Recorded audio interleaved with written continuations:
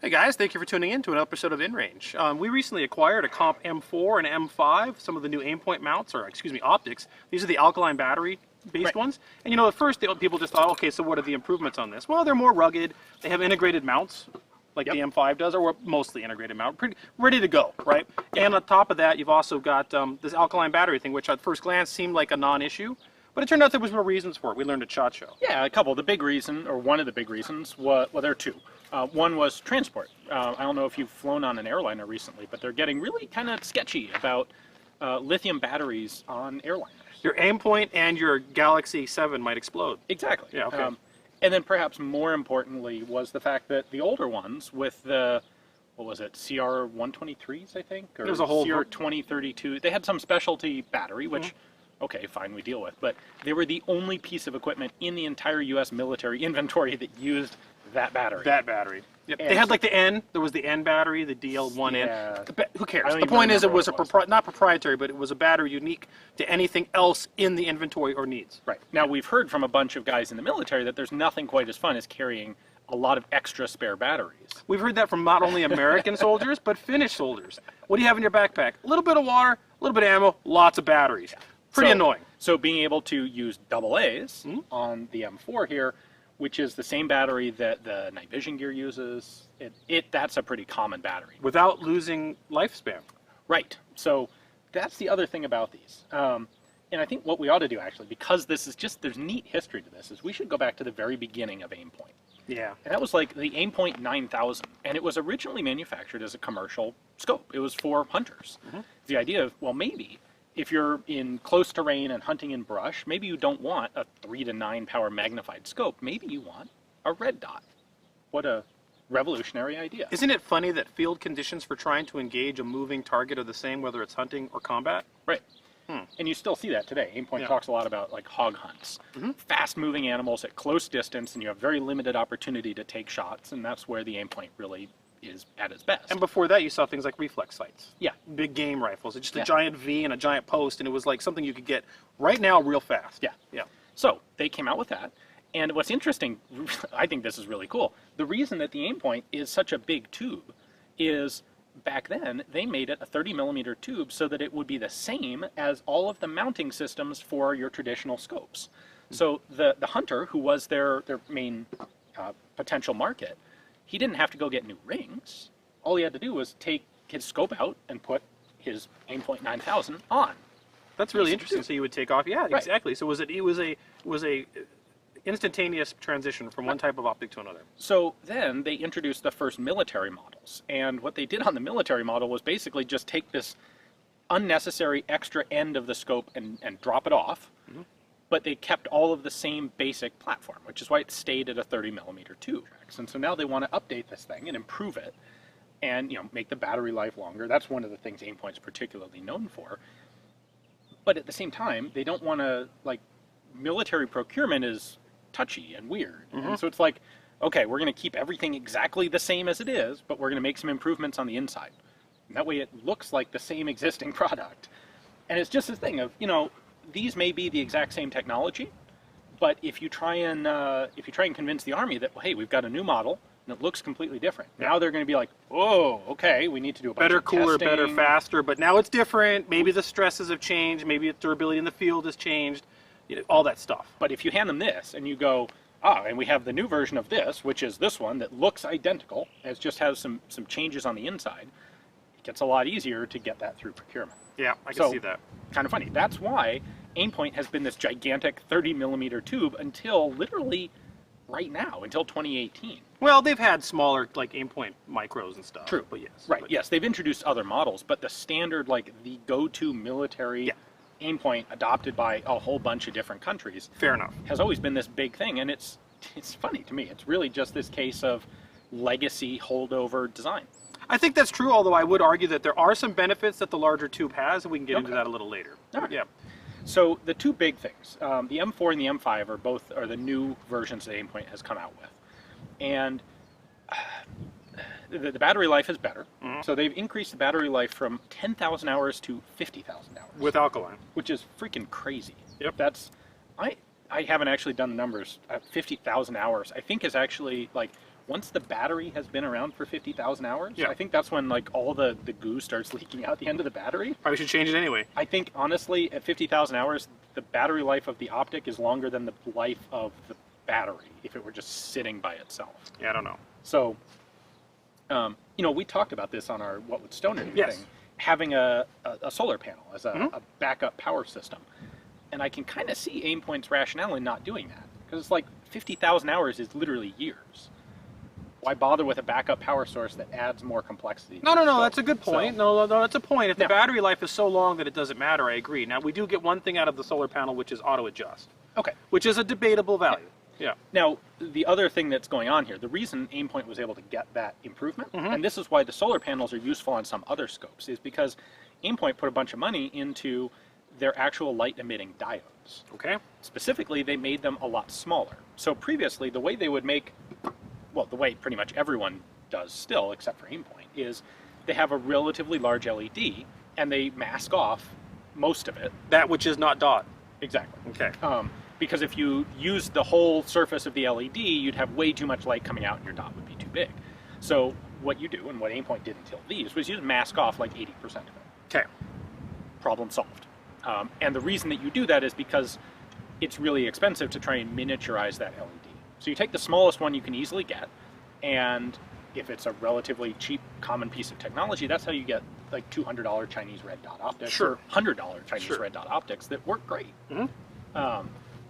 And the reason those things have poor battery life is, among other things, they're putting a lot more power into the LED than is actually coming out the other end because they're masking it off. They're getting enough brightness to get that dot as bright as you need it to be. But there's a bunch of light that's being wasted because they're putting it through, let's say, a pinhole Right. to make that 1 or 2 minute of angle dot. Exactly. Yeah, it's not even about having enough for the brightest setting. It's the affordable, the cheap LED is just bigger. It puts out more light than we need for any of the settings. Mm-hmm. But rather than spend a lot of money to make it smaller, we're just going to cover it with, put a pin. Well, in no, the that's front. obviously a So- cost-cutting endeavor. Making that making components smaller and more efficient is an expensive thing. Right. And that is what Aimpoint has actually done, and that's why they were able to leapfrog this battery life by like 500%. It was because they actually made the LED 5 times smaller, so it uses 20% as much power as it used to.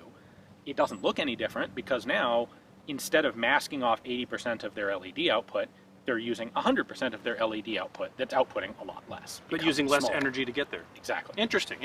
So if, like, in theory, and this is, if you were to have one of the cheaper tubes, for example, Mm-hmm. and it had, let's say, a 2-minute dot, and you were to just hacksaw in there to wherever the light emitting diode was, there'd be this little thing in there that's just glowing like the brilliance of the sun with this little hole in front of it. Yeah, And that's a bunch of wasted energy. Exactly. Okay. Yep. All right. So that's the one, I think when it comes to the new Aimpoints, that's like the one thing they've done that has a real substantial impact for people like us, Yeah. honestly. For the civilian market, the recreational shooters, for us, the durability isn't that big a deal. We've looked at these Chinese red dots, and we've beat them up pretty good. Oh, my Holosun's been beat to crap. Yeah. I mean, it went to Tiger Valley, it went to Hard as Hell, it went through a number of things, and it's been fine. Now, But that level of durability I need, which is getting it smashed against gear, dropped on the ground, is a level of durability that I think is reasonable and respectable. Yes. But it is not necessarily what the military is looking for. it's not the same as giving 10 of them to 10 Marine recruits. Right. Where you put them in a room with a ball bearing and you come back and the ball bearing's broken. Yeah. Like, okay, fair enough. Yeah, 2 ball bearings. One's gone and the other's Yeah, broken. Right, fair enough. Fair enough, right. So I talked to Aimpoint because when we got these, I'm like, well, they're cool. They make a red dot, awesome. But How do I review What's this? the- It's another exactly. it's another 30mm tube that looks a little cooler. For some reason has an Xbox logo on it. And and it works just as well as the other ones, except the batteries are a little cheaper and easier to get. So the review is, yeah, it's another Aimpoint. But as we dig into it, there's a lot going on. right, so one of the other big things they did was we now have play in the power. Intentional give. Right, and I looked at this. I'm like, oh, Why is okay. this loose? That seems odd. You would want nice little firm clicks, wouldn't you? That's what they had on the old ones. Okay. And what they found was on the older versions, this adjustment dial, the rheostat, was pretty much directly connected to the electronics package. M5's the same way. Exactly. Yep. And so under real durability testing, like getting banged around in Iraq for 5 years at a time, things would slam into this button, and that shock would be transmitted through into the electronics package. Right down the And the all whole right, thing, yeah. the stem and the knob and all, would start to come a little bit loose, and they'd end up with problems like flickering dot because part of the electronics package was actually being damaged. Interesting. So what they did on these is they actually kind of they broke that hard connection. So the reason you have this play in the knob now is so that you can bang this knob against walls, doors, get it blown up in IED explosions, and it's not going to transmit that force directly, those shock waves, directly into the electronics elements. That's an incredibly nuanced thing. You don't think about it. And exactly. at first, honestly, when you start playing with this, you're like, wow, this is weird. It's kind of like loose. Yeah. Why is my knob loose, right? No, because when you take an old Aimpoint, it's got a firm little click. Exactly. But guess what? I haven't been beating that knob against the wall or against my armor for 10 years. Right. And as a result, I don't have the problem. But now that energy doesn't get transmitted into the core, and you're actually saving the optic against abuse from the outside. Exactly. So the same level of abuse will still cause problems. You know, you can break the knob comes off or something. Right. But that's a lot easier to fix than if you're actually damaging the components on the inside. You still ultimately have a functional red dot. Even if this knob goes bloop and falls off, maybe you have to do something funny to get it where you need it to be, but you still got a dot that works. Exactly. And that's more important. And so that's the sort of, because Aimpoint is marketing these, or is developing these from military market primarily, and not the civilian market, not that they aren't happy to sell them to everyone else, Of course. but because that's their primary target, they're developing things that don't necessarily make that much impact, so to speak, on the civilian market. It's like, do I need that extra level of durability on my rifle? No. I would say it doesn't hurt. Sure, it doesn't hurt. Well, you absolutely don't need it. No, but I am paying a premium for an Aimpoint that has it. Of course you are. So that's what came out when we looked at these, and we're like, well, this is cool and all, and it makes a dot, but what differentiates it from anything else? It's that sort of thing that does. And that's the sort of thing that's not really necessarily an important, purchasing component to a lot of people like us, but it would be to military forces. Now, there's other little things that Aimpoint's done in terms of its testing and rigidity that they have to prove to the military. Like, I believe you can take these down to the Titanic. Something like that. Yeah. So if you're going into that submersible and you're going to fight on the bottom of the seafloor, you can use an Aimpoint. And I believe someone told me, like, there's a testing protocol for not just water, not just submersion depth, but like velocity impact on water. Oh, so like if it's coming down and it strikes the surface of the water? You're diving out of a helicopter or something into the water. That's a real thing? Yeah, I mean, some people have that. You don't want the front lens to get pushed, slammed into the body and broken that way. So I don't think we've ever had a situation like that at Two Gun. Unless Desert Brutality starts, right. We take you in a helicopter and then drop you onto the ground, let's say, at a stage that starts with a halo jump. 40 miles an hour, strike the earth. I mean, we might try to get that stage for 2019, but you're right, that is not a common need. Fair enough. So yeah, the obvious thing to go with now is Aimpoint has finally gotten away from this huge tube. They're still offering it for the militaries that want it, but they're now offering effectively the exact same thing in this smaller package. Because they're able to now, because they've been developing these things for like 20 years. Same battery life, reduces the weight, smaller amount of footprint on your rifle. Yep, and I believe this one's a AAA. This is a AA. I still will say that there are some small advantages to the larger tube. Yeah, do tell. So there's a couple things, I think, from a practical perspective of applying the target, acquiring and applying the dot on the target. I find this larger tube easier to ghost ring and disappear into the universe for me. So this coming up, this tube just disappears better for me than the micro does, or the micro type footprint. The other thing I think is a much more important thing is that if you happen to want to be leveraging it with night vision technology, going passive with an PVS-14 behind the optic, this larger tube does allow for greater light transmission. Remember, the PVS-14, especially if it's right up against the base of this scope, can only amplify as much light as coming through this tube. Right. So this smaller tube, this is just basic logic. This larger tube will allow more light than a smaller tube. Right. So if you have a PVS-14 right here, you're going to get better light amplification with a PVS-14 against a 30mm glass than you are that smaller micro type footprint.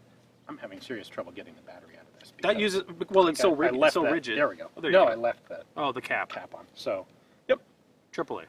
50,000 hours. You were right. Holy cow. So that's what I would say. So if you wanted to use this with some sort of passive night vision technology, I would say the 30mm tube has a point. And that is still obviously that's a very military applicable role, although they very rarely use them in a passive role, but still something to think about. And of course, we said the rigidity of these things, the fact that they use alkaline batteries now and don't explode on the plane like an Android phone. Get rid of those things. You have all those issues are gone, and the rigidity and the rheostat having that ability to be able to take abuse but keep on ticking. Yep. These are the things that you get from an Aimpoint that you don't get from HoloSun. Right. So if you wanted to buy your one red dot for the rest of your days on this mud ball, an Aimpoint's probably splurging and paying a little more. A lot more. A couple times as much. All right, so but you're going to have something that is really going to last you forever. Yeah. I mean, really, forever. They did also, the new small one, the M5, the mount is completely compatible with all the existing H1 mounts. Okay, cool. So there's a lot of mounting stuff out there already that will fit the new version of their optic. I will say that one of the things I have seen on the Holosun that did go awry, not on mine but on others, is the mount that it came with is not optimal. Yeah. Someone broke one of their mounts off at one of the matches.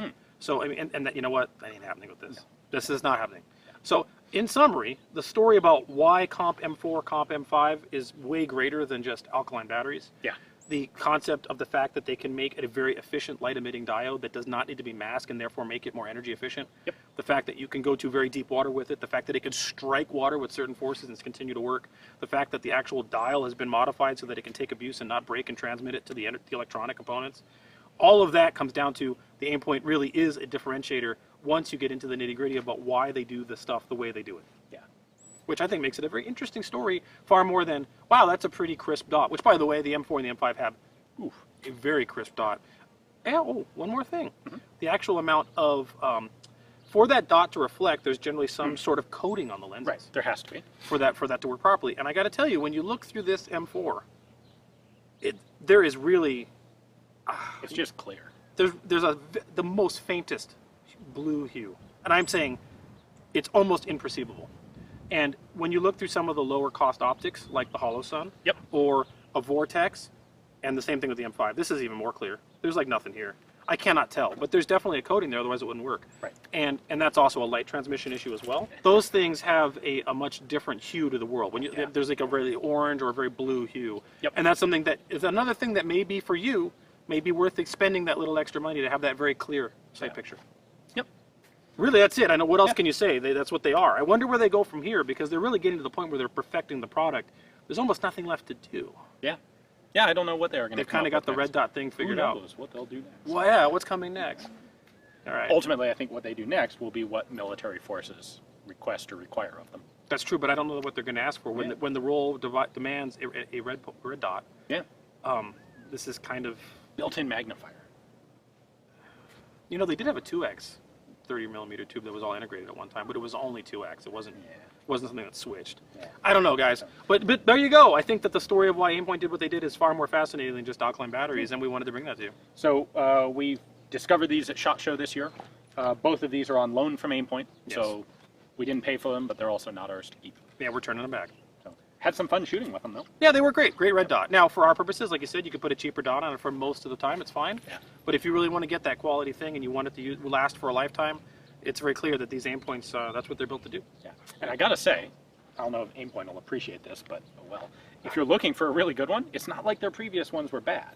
No. And you can go online and find like a Comp ML2. Oh, yeah, yeah. That has an only 10,000 hour battery life for, I don't know, $300. Yeah, or the like Pro. That. Pro's a great optic too. Yeah, you know, and then there's the debate about the 2 MOA dot versus a 1 MOA dot versus a 4 MOA dot. And I got to tell you, myself, I've always kind of been, I really like the 4 MOA dot. Okay. I like that bigger dot. I think it's not too big to not use it for the distances you'd use a red dot at, but it is, it's a little, for me, it's a little faster. Okay. And it's not imprecise enough that it doesn't matter. But anyways, the point is you can get an old legacy unit for a lot less, and this is what happens when you start making products of such high quality, that you start saturating your own market, and the reality is these things just aren't failing.